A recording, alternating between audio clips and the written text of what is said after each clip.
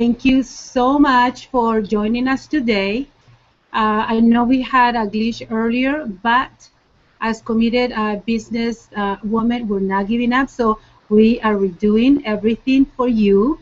I got some comments there on the Google Hangouts, and because I believe that the information that we are putting on today is important, we were not just gonna excuse ourselves and say there is no audio, so forget about it. That's not us. So we are going to do a summary of the event today. Okay, so again, I just want to thank you for joining us. Thank you so much for those that were here live.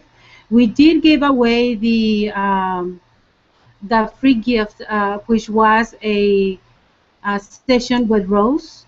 And if you're interested on that, at the end of her speaking, she's gonna let you know the packages she's got and the options that she's got for you to hire her as a life coach.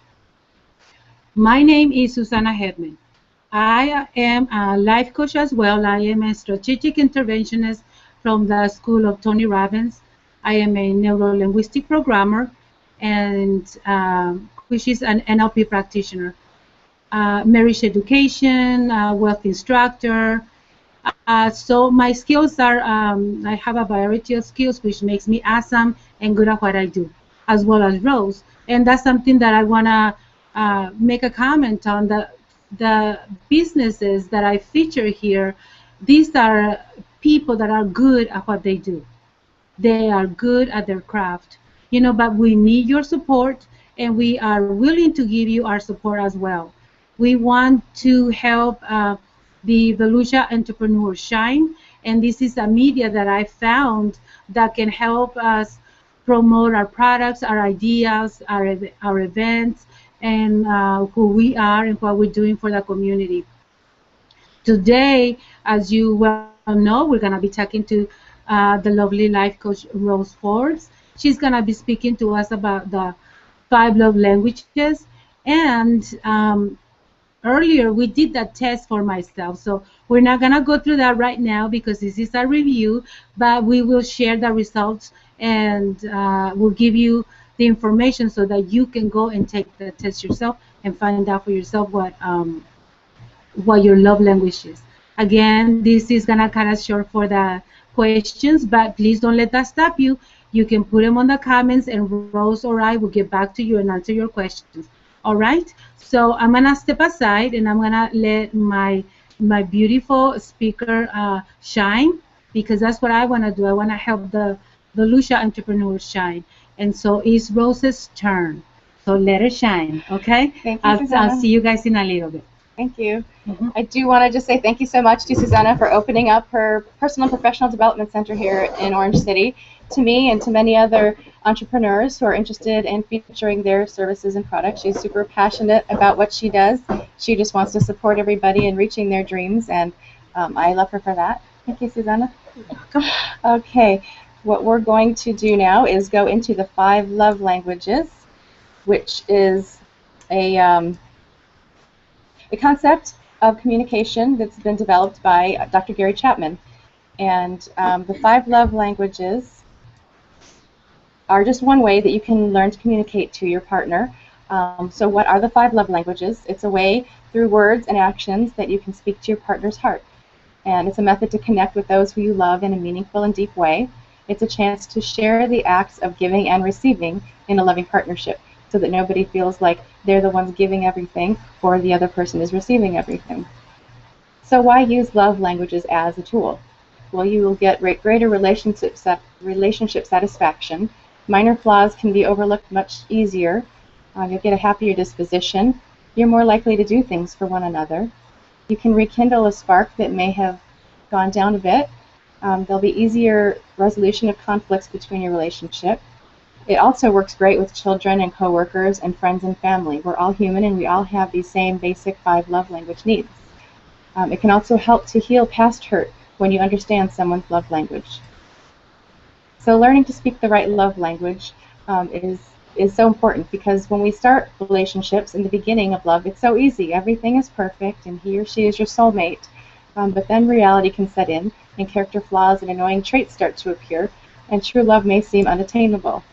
So when you speak the right love language to each other, you know that it does take a little work to try to get true love. It doesn't have to be a myth. But saying and hearing "I love you," it doesn't have to be so hard. It does take some effort to show your love in the right language, though. But once you have this knowledge, things flow much smoother. We all have the same basic needs: to be seen, to be heard, to be loved, and to feel that we matter. So what are the 5 love languages? The languages are quality time together, physical touch, words of affirmation, acts of service, and receiving gifts. We're going to watch a short video that shows Gary Chapman speaking about the 5 love languages. It's about 3 minutes long, and here we go. Ago, I discovered that what makes one person feel loved doesn't make another person feel loved.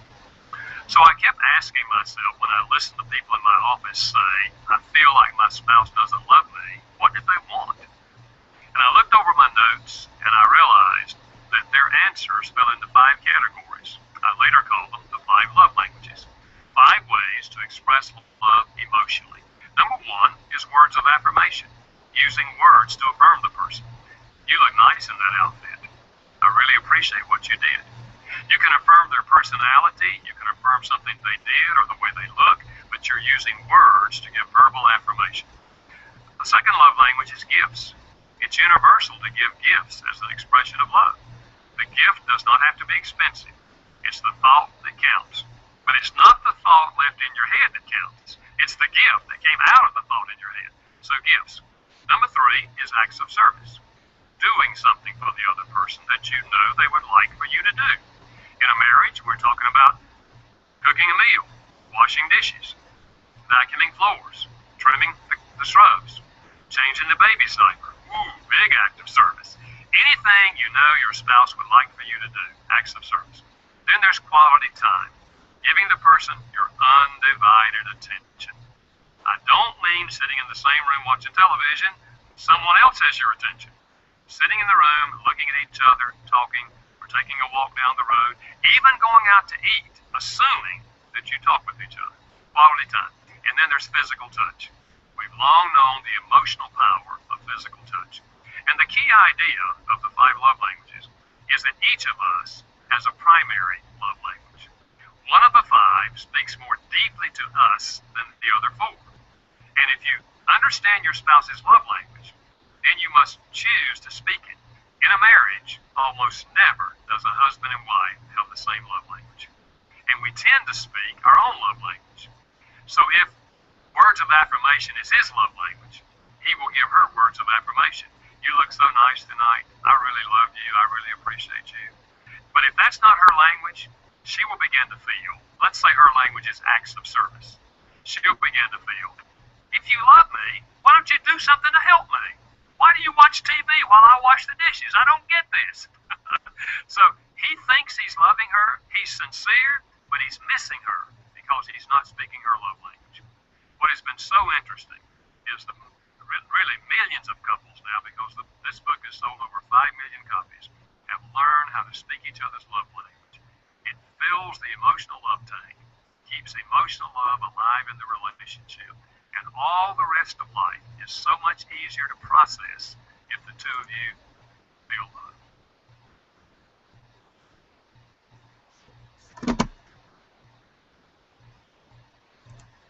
Okay, so Gary Chapman explained the 5 different love languages, and we're going to go into them a little more in depth as well.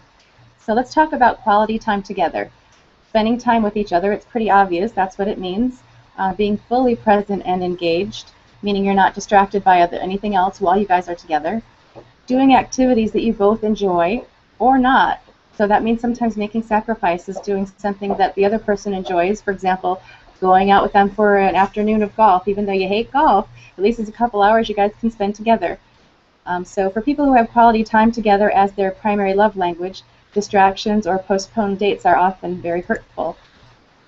Physical touch doesn't always have to mean sexual touch.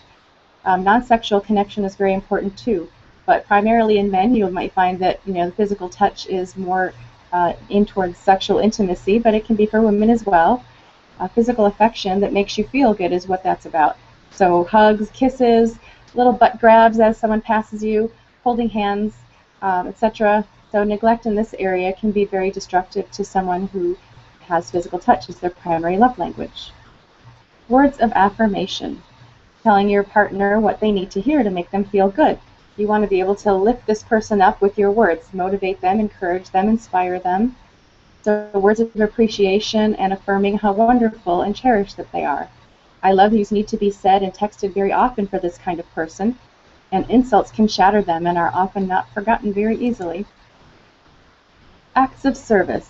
Doing things for your partner to make their life easier or happier, and taking some of their burden off of their list. Offering your service to brighten their day, and often for people who have acts of service as their love language, people around them who are lazy or make more work for them definitely make them feel like they don't matter. Receiving gifts. Gifts create a feeling of appreciation. You don't need to mistake that for materialism, though. It doesn't have to be thought of as a negative thing, because in our society we're often taught that wanting gifts is greedy or selfish.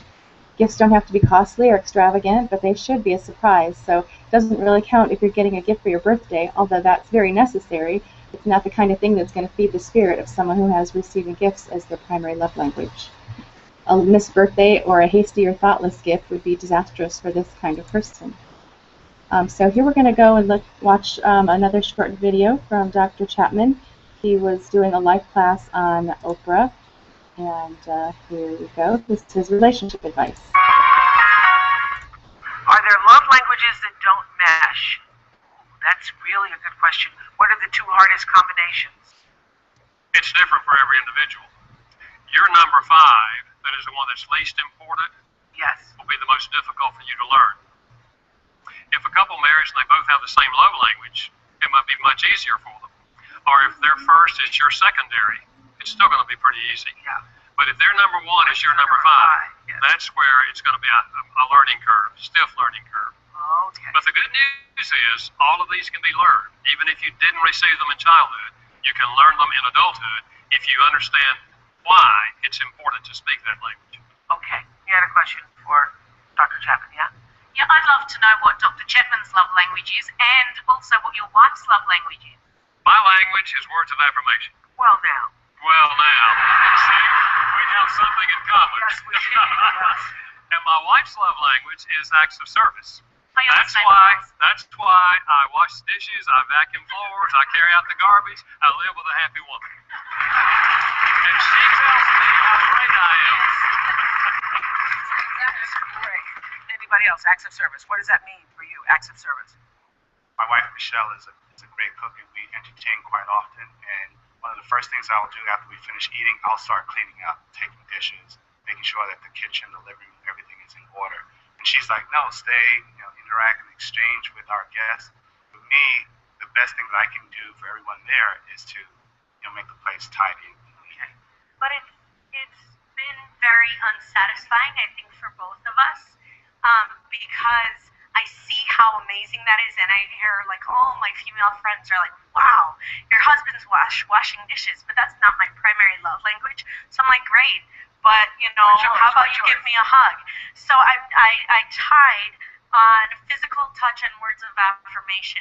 So a lot of times what I tell him, he'll, like, do something at me, and he'll look at me, and he gives me a look like I'm trying to reach out to you, and I'll say, use your words, literally.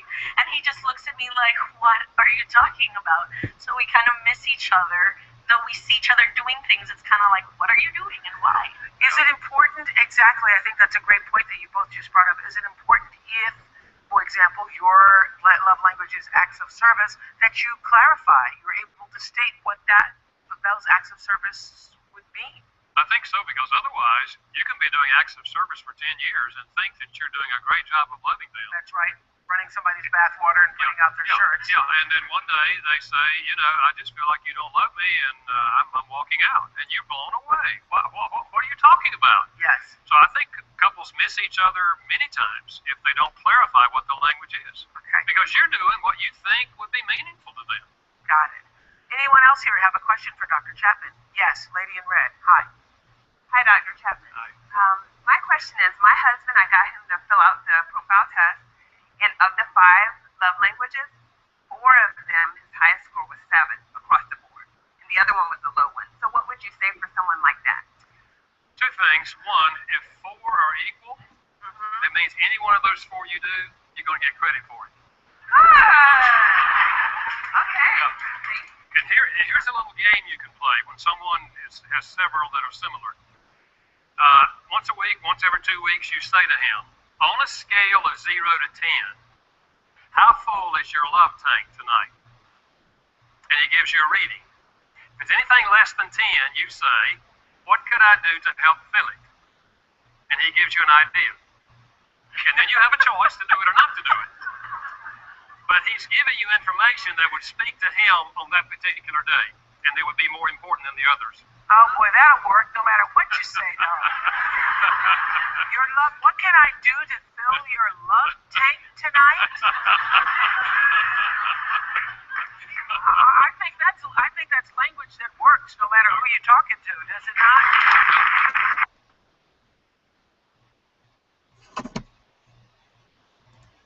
Okay, so that was some great relationship advice. And something to keep in mind too is that we often don't have the same love language as our partner. In fact, it's very rare for two people in a couple to have the same love language. So it does make things a little more difficult. So let's talk about how we can get our signals crossed when we're trying to communicate to the people that we love. Let's take the example of Paul, who spent 3 hours building a bookshelf for Marcia, and all she wanted was 10 minutes to talk. So here they are after he spent all this time building this bookshelf, and she's been stewing all this time wishing he wasn't busy doing something else and could be with her.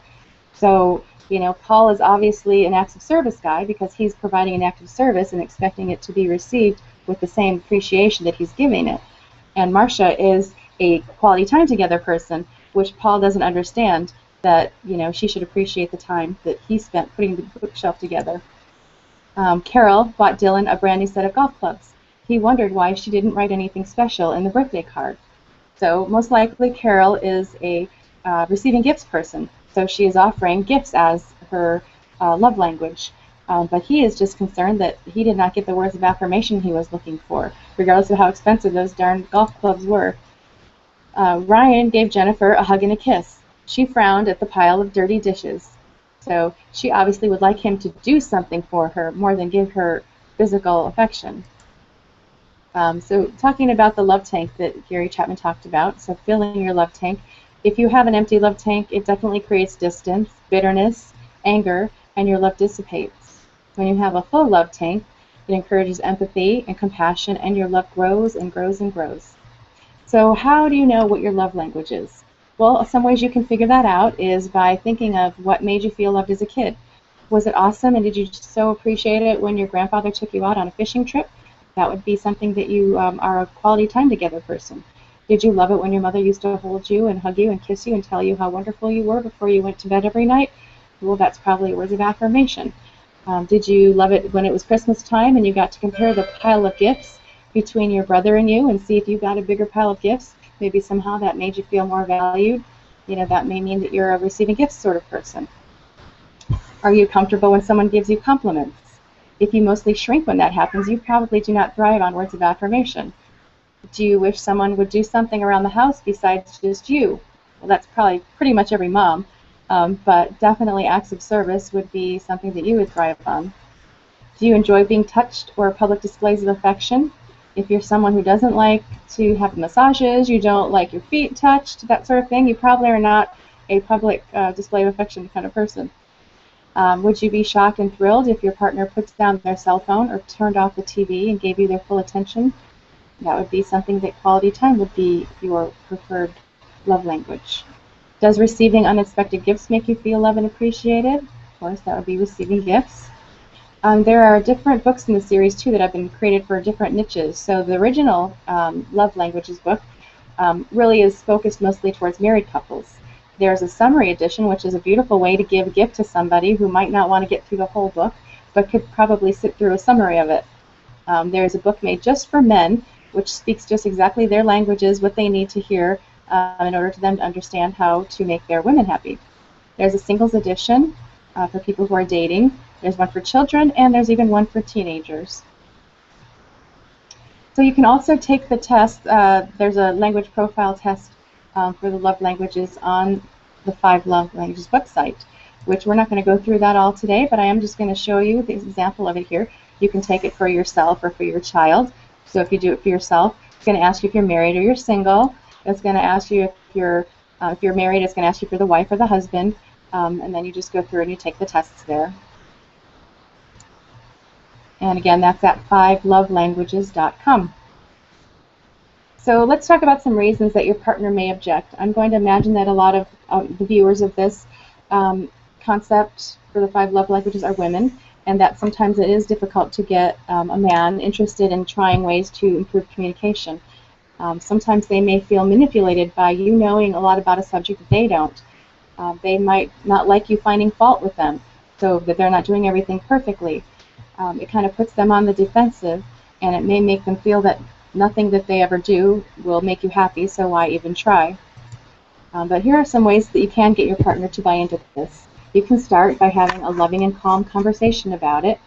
You can review the information packet together that is available in the link below and that I gave to everyone at the conference today. You can watch Gary Chapman's videos on YouTube. He has a variety of them that not only summarize what the love language is about, but that also specifies each particular love language and how to work with your partner depending on their love language.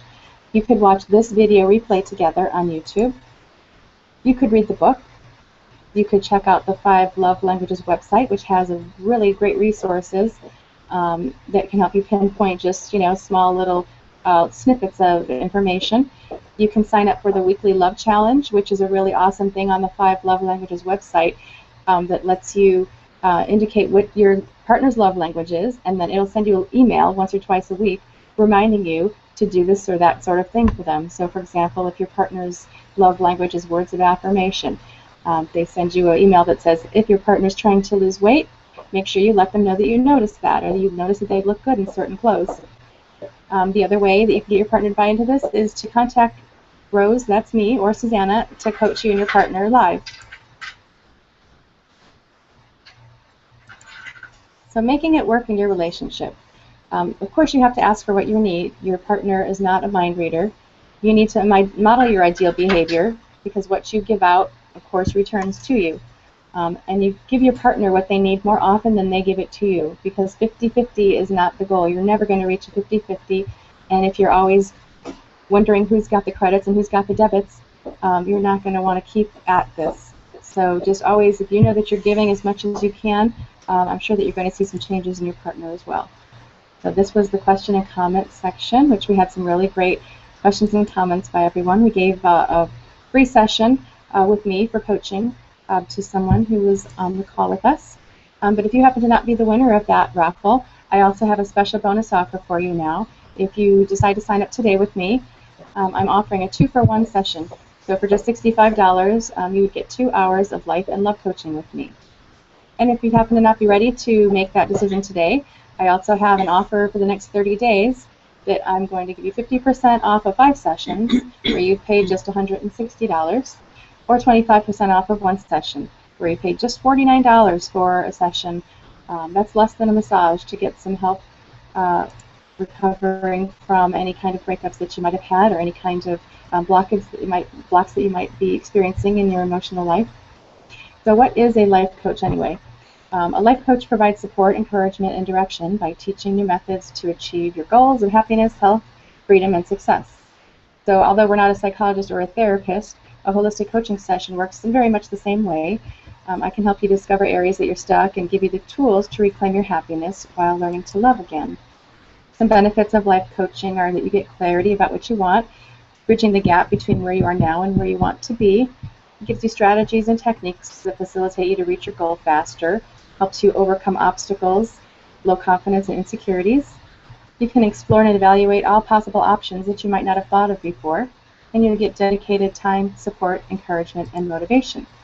So my personal coaching focus is giving professional guidance, navigating the transition from couple to single and back to love again. So divorce recovery and broken relationship transitions, helping heal the pain and grief and resentment created from that, I'm offering non-judgmental and confidential support, of course, for those who've cheated or been betrayed. And I help you become happier and more positive and experience freedom from your past. I have sessions in person in Orange City near Orlando, and I also do phone and online video sessions anywhere in the world. I offer discounts for 5 or more sessions, flexible scheduling, and of course no obligations or contracts. So I also am really passionate about helping you forgive yourself and others. Forgiveness is a huge part of this whole process. And I definitely like to address the physical, emotional, and spiritual needs of the body, mind, and spirit. And if you'd like to contact me, you can go to my website at www.journeytoforgive.com, or you can call me at 386-747-7427. And would you like to say something in closing here? Yes. Let me see if I can get to that screen.